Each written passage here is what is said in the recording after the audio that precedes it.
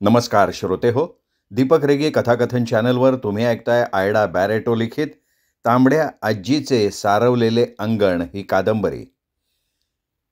श्रोते हो, कालच्या भागात आपण ऐकलं की केशवने त्या 2 बॅगा आणि पर्स त्या कारमधनं पळवली, की ज्या दोन्ही बॅगांमध्ये आणि त्या पर्समध्ये भरपूर पैसे होते, दागिने होते आणि केशवने धोंडीबा आणि पेदीला सांगितलं की हे धन आपल्या चौघांचं आहे. त्यानंतर केशव भानावर आला आणि म्हणाला, "आता यापुढे काय करायचं बाबा याचं?" आणि अनुभवानं पिकलेला धोडीबा म्हणाला, "पोरा, अगोदर ह्या बॅगा इथं जमिनीत गाडून ठेवायच्या. एक इथं चुलीमोरं आणि दुसरी त्या बाजूला. आता एवढा पैसा अडका गेल्यावर तो गुजराती काय गप बसणार नाही. त्यो पोलिसात जाणारच. मग इथं पोलिसाची धाड पडल. तेव्हा आपण आत्ता समजा बॅगा इथं पुरून ठेवायच्या आणि 2-3 महिना आपण गप बसायचा. मग हवा बघून छान समजा बाहेर काढायचा. अरे नाहीतर जेलंभर तुरुंगात ढेकणं मारत बसायला लागन." सगळ्यांनाच धोडीबाचं बोलणं पटलं. केशवला वाचता येत असल्यामुळे त्यांनी ठरवलं की एक 8 दिवस त्यांनी सगळे मराठी पेपर घ्यायचे, चाळून बघायचे. त्या पेपरमध्ये चोरीबद्दल काही छापलंय का ते बघायचं. धोडीबानं ठरल्यावर आधी पुढच्या खोलीत म्हणजे झोपडीच्या पुढच्या भागात एक बॅग पुरून टाकली. त्या बॅगा फार मोठ्या होत्या, अवजड होत्या. त्यानंतर चुलीकडे दुसरी बॅग आणि पर्स जमिनीत ठेवली गेली. पर्स पुरण्या अगोदर केशव धोडीबाला म्हणाला, "बा, आपण ह्या पर्समधले रुपये काढून खर्चाला ठेवूया का?" आणि धोडीबाला ते पटलं. नाहीतरी आता ते झोपडीतच काही गडबड होतीये का ते बघत बसणार होते. धोडीबानं त्या पर्समधले रुपये काढले, केशवला दिले आणि नंतर बॅगा पुरण्याचं सगळं काम आटोपून पेदीनं दिलेला चहा पिऊन सगळेजण झोपडीचं दार बंद करून पर्समधले पैसे मोजायला लागले. पर्समधले ते पैसे बरोबर 35,000 रुपये होते. पेदी धोडीबाला म्हणाली, "अहो म्हणा तो लक्ष्मी देता का? मी त्या लक्ष्मीची पूजा करते." धोडीबा चिडला आणि म्हणाला, "पेदे, लक्ष्मीची मूर्ती तू ठेवूनशान तिची मोप पूजा करशील गो, पण त्या पायी आलेली लक्ष्मी घालवशीन आणि आमच्या गाळ्याला फास लावशीन. अगं तुझ्या अंगावर नाही टिपूच भरसवाना आणि महाराणी सोन्याच्या लक्ष्मीची पूजा करायला चालली." हे पेदीलाही पटलं, ती गप्प राहिली. त्या रात्री धोडीबानं चांगली विलायती दारू आणली, हॉटेलमधनं जेवण आणलं, खूप मिठाई आणली आणि ते चौघेही दार बंद करून खाऊन पिऊन त्या लक्ष्मीच्या पुरलेल्या जमिनीवर झोपले. तेव्हा सगळ्यांच्या स्वप्नात रुपयेच येत होते. इकडे त्या गुजराथ्यांनी काहीही हालचाल केलेली नव्हती. कुठल्याही पेपरमध्ये चोरीची बातमी छापली गेली नव्हती का पोलिसांनी कुठल्या झोपडपट्टीत शोधाशोध केलेली नव्हती. पेदी आता दिवस रात्र चुलीवर मटण किंवा कोंबडी शिजवण्यात दंगा असे. दिवसभर बाळू, केशव आणि धोडीबा कुठे पोलिसांची चाहूल लागते का ह्याचा मागोसा घेत झोपडपट्टीभर फिरत होते.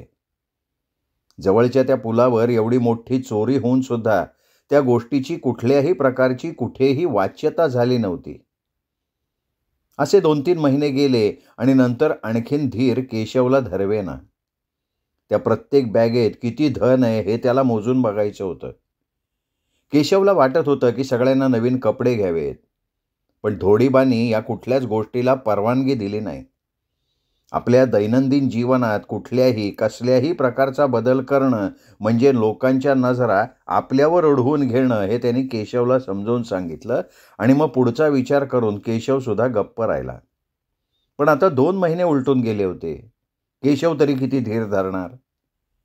वास्तविक केशवला ठाऊक नव्हतं त्या गुजराती जोडप्याला ज्यावेळी आपल्या बॅगांची चोरी झाली आहे हे समजलं तेव्हा त्यांना भयंकर धक्का बसला होता. त्या जोडप्याला हेच कळत नव्हतं की हे घडलं कसं. मध्ये त्यांनी एकदा आपली गाडी त्या मोडक्या पुलावर थांबवली होती, पण त्यावेळी तर तिथे कोणीच नव्हतं. पण मग त्या 2 बॅगा आणि ती कांतीबेनची पर्स कुठे हवेत अदृश्य झाली होती का? नाही म्हटलं तरी त्या बॅगमध्ये 2 करोड रुपये होते आणि ते पैसे सतीश भाईकडे द्यायला ते निघाले होते आणि मध्येच हा घोळ झाला होता. आता तो गुजराती पोलिसांकडे सुद्धा जाऊ शकत नव्हता, कारण ते सगळे पैसे काळे पैसे म्हणजे ब्लॅक मनी होता. त्या 2 करोडची जर त्यांनी पोलिसात फिर्याद केली असती, तर त्या गुजराथ्याचे नंतर अनेक लपवलेले करोडो रुपये बाहेर आले असते. म्हणूनच नंतर कांतीबेन आपल्या नवऱ्याला म्हणाली, "आता सारखं विचार करत बसू नका, गेले तर गेले पैसे. तुमच्या सोन्याच्या स्मगलिंगच्या धंद्यात तुम्ही वर्षाला 4-4 करोड मिळवता. समजा ते पैसे तुम्ही कुणाला तरी दान करून टाकलेले आहेत." कांतीबेन हलकेच म्हणाली, "अहो, आपण ते पैसे घेऊन निघालो, तेव्हा कुणाची तरी आपल्यावर पाळत असावी.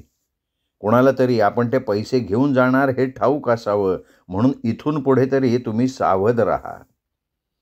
आणि तो गुजराती नंतर आपला धंदा लक्षात घेऊन कुणाची पाळत आपल्यावर असावी ह्या चिंतेत पडला आणि त्या 2 करोडबद्दल साफ विसरून गेला. जेव्हा पैशाच्या चोरीबद्दल कुठेही काहीही हालचाल झाली नाही, तेव्हा धोडीबा केशवच्या पाठीवर थाप मारून म्हणाला, "पोरा, ह्यो समदा पैका काळा पैका आहे." तेव्हा तो गुजराती गप राहिलाय. तो गप राहिला आणि तुझं नशीब उघडलं बघ. आणि त्याच संध्याकाळी ती सर्व रक्कम 2 करोडची हे कळल्यावर केशव आकाशातच तरंगायला लागला. त्यांनी धोडीबाला सरळ सांगितलं, की "बा, आपण पहिल्यांदा मोठी बिल्डिंग विकत घ्यायची.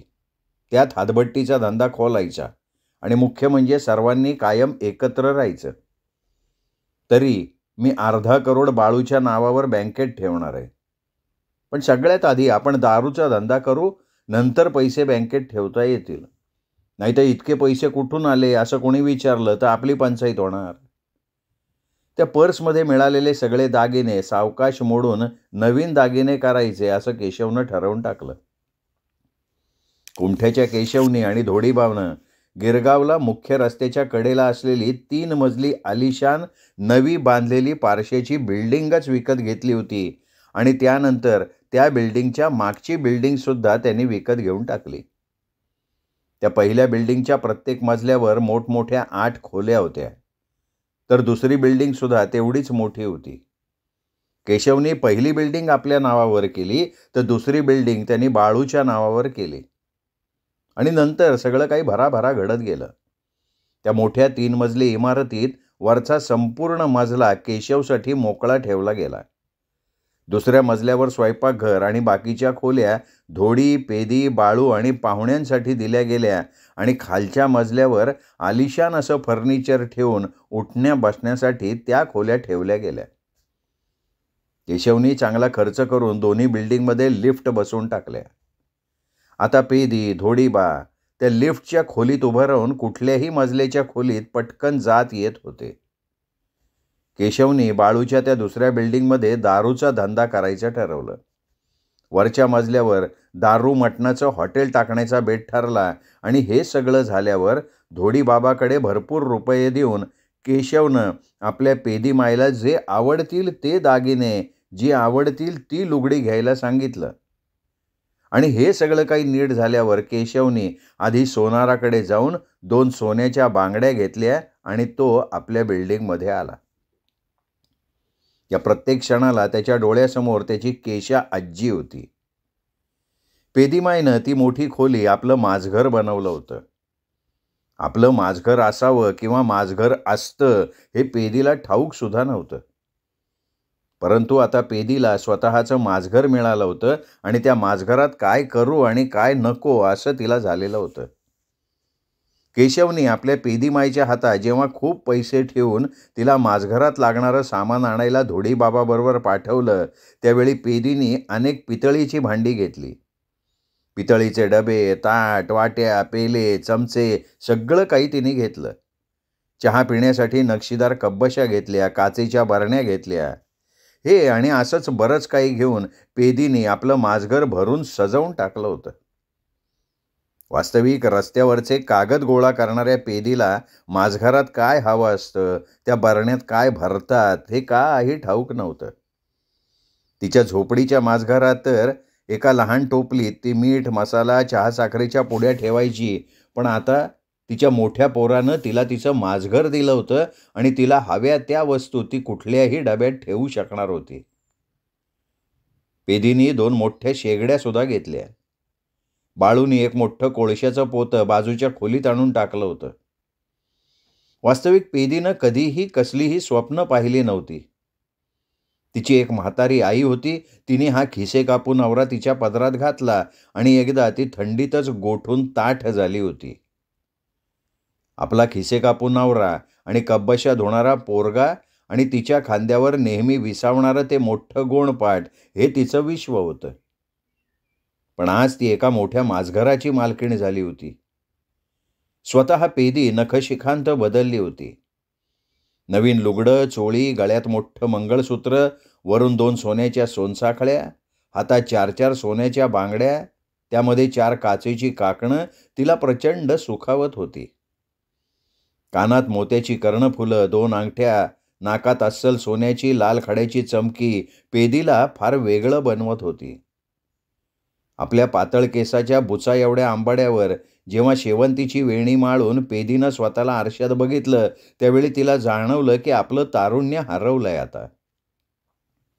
रस्त्यावरचे कागद उचलता उचलता आपलं तारुण्यही त्या फाटलेल्या कागदाच्या चिठोऱ्यासारखं दूर उडून फाटलंय. सुख तिच्या दारी आलं होतं, पण ते फार उशिरा आलेलं होतं. केशवने आपली दारूभट्टी चालू करण्याचं सगळं खातं धोडीबाबावर टाकलेलं होतं. बाळू त्याच्या मदतीला होताच. बाळूच्या इमारतीच्या तळमजल्यावर दारूभट्टी सुरू करायचं ठरवलं आणि धोडीबा कामाला लागला. सर्वप्रथम पोलीस कचेरीत जाऊन पोलिसांची सोय करायचं धोडीबानं ठरवलं. तो केशवला म्हणाला की पोरा, आता जाऊन तू आजीला घेऊन शान ये.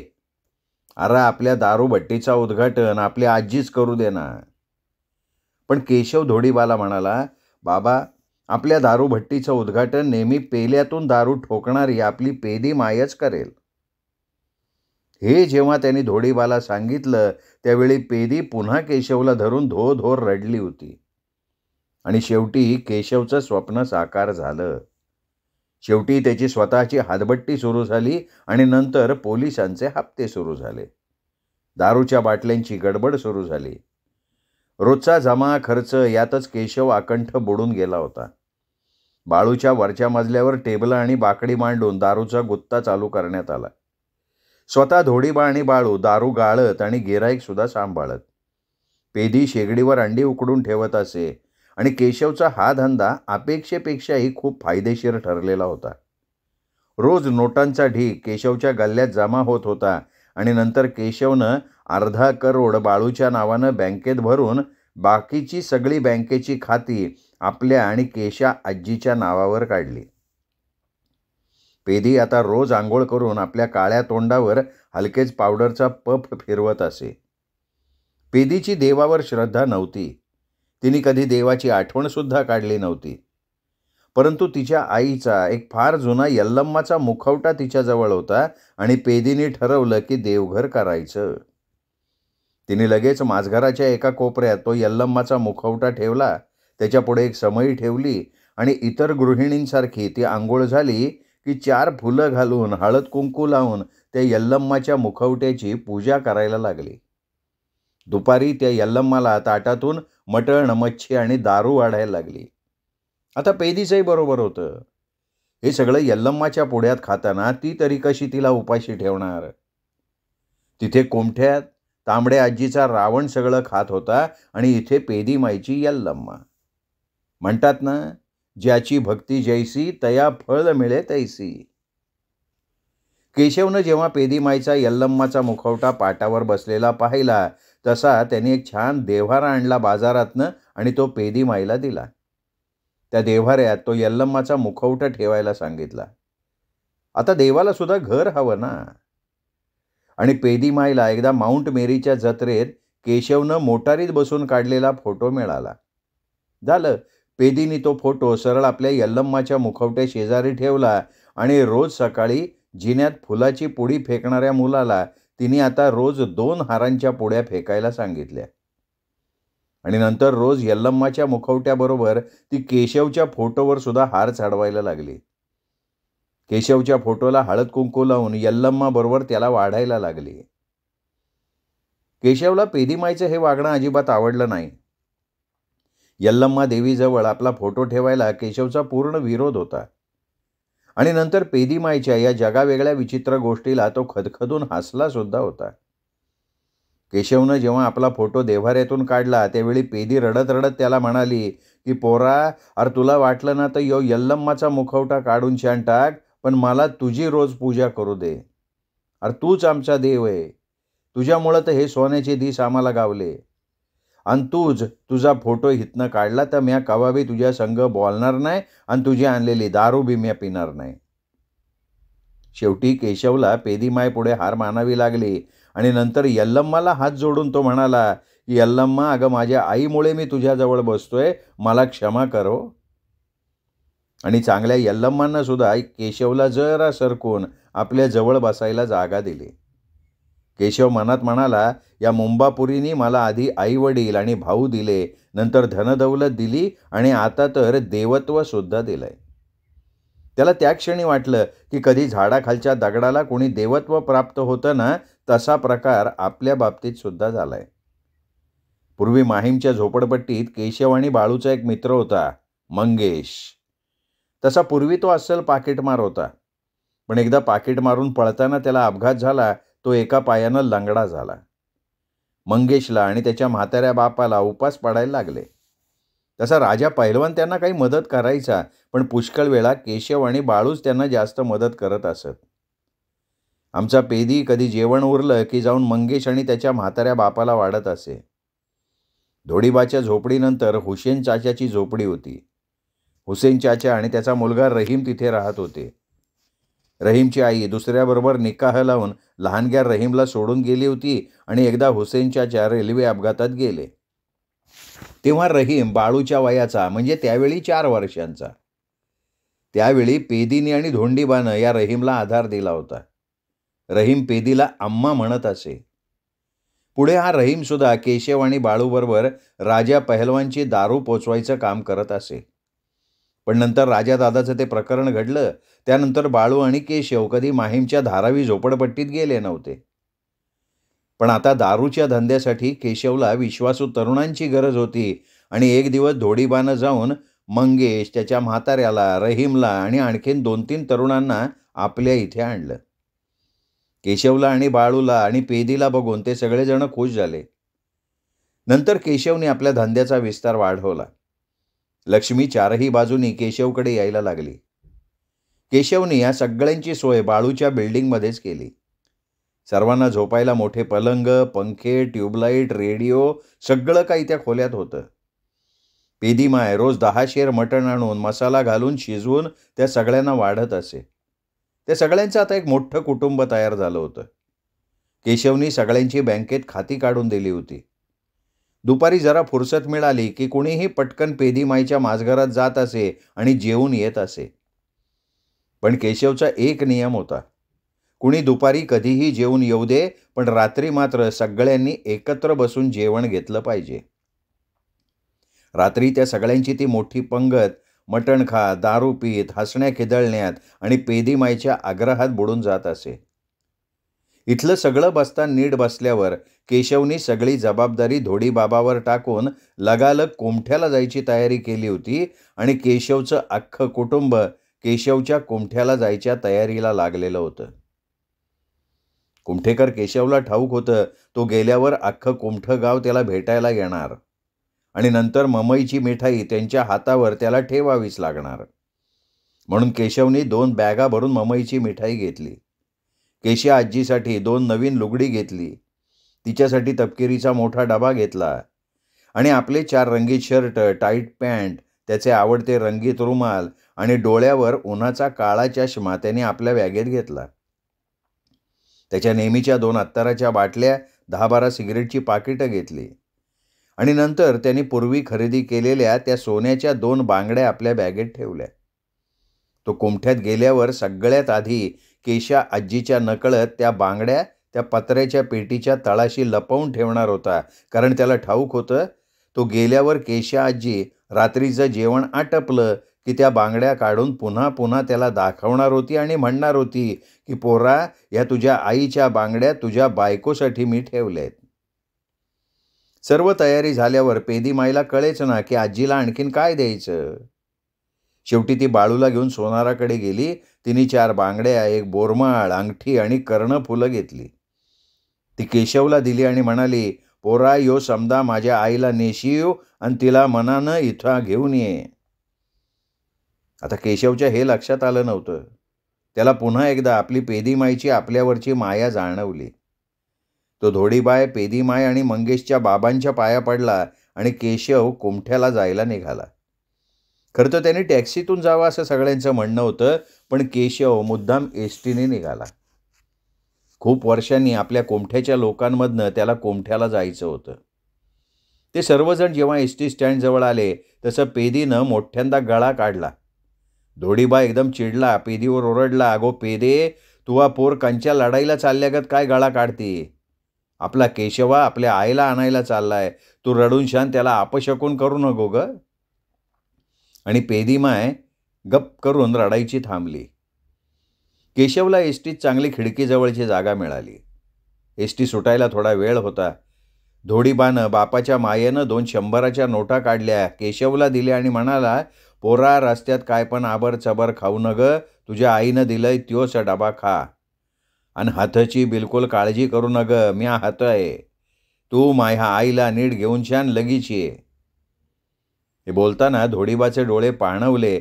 तसा रहीम पटकन म्हणाला, "अहो धोडीबाबा, केशव काय लढायला निघाला का?" आणि सगळेजण हसले आणि त्याच वेळेला कोमठ्याची बस हलली.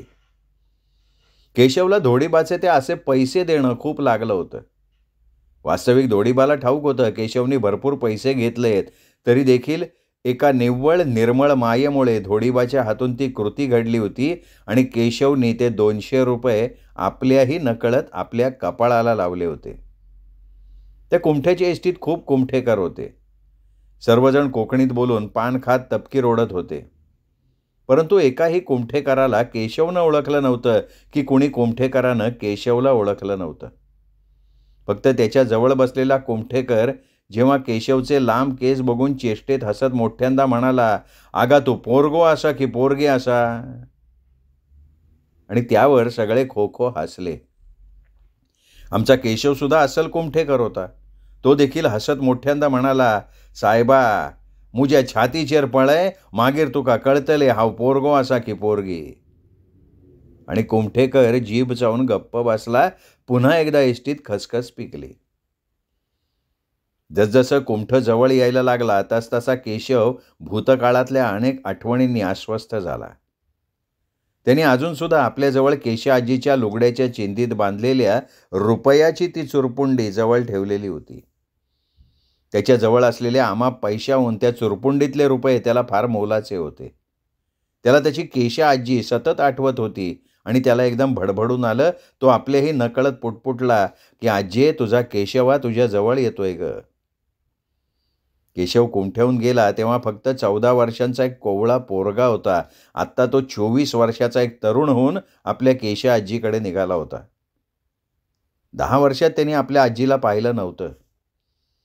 दुसऱ्या दिवशी एसटी कुमठ्याच्या एसटी स्टँडवर उभी राहिली तेव्हा चांगलंच अंधारलं होतं. दूरवर असलेल्या कुमठेगावच्या घराघरातील पडव्यातनं ओटीवरचे कंदील मिणमिणत होते. उकड्या भाताचा आणि मासळीच्या आमटीचा वास काजूच्या फेणीत मिसळून वाऱ्यावर सर्वत्र दरवळत होता. केशवचं अंग त्या थंड स्वच्छ वाऱ्यानं शहारलं. तो कुमठ्याचा वास, तो थंड शहारा आणणारा वारा, दूरवरच्या समुद्राच्या लाटांचा आवाज केशवला एकदम लहानपण देऊन गेलं. थोडा वेळ तसंच उभं राहून नंतर एक हँडबॅग त्याने आपल्या खांद्यावर मारली. 2 अवजड बॅगा दोन्ही हातात धरून तो झपाझपा चालायला लागला. चालताना थंड वाऱ्यानं त्याची चित्तवृत्ती बहरली होती. केशवला वाटलं दूरवर ते पडवीतले मंद प्रकाशाचे कंदील जणू आपला केशव कधीतरी परत येईल हे जाणवून त्याला अंधारातून वाट दाखवण्यासाठी मंदपणे तेवतायत. त्या विचारानं केशव धावत आपल्या घराकडे निघाला. केशव आपल्या घराच्या अंगणाजवळ पोचला. क्षणभर थांबला. त्याच्या अंगणातली नारळाची झाडं तशीच अंगणाला आणि घराला वारा घालत उभी होती. त्याच्या घराच्या पडवीच्या खांबाला तो खूप वर्षांचा रंग उडालेला कंदील अजून तसाच मंद प्रकाश सोडत खिळ्याला अडकवलेला होता आणि त्या मंद प्रकाशात खांबाला टेकून ती बसलेली होती.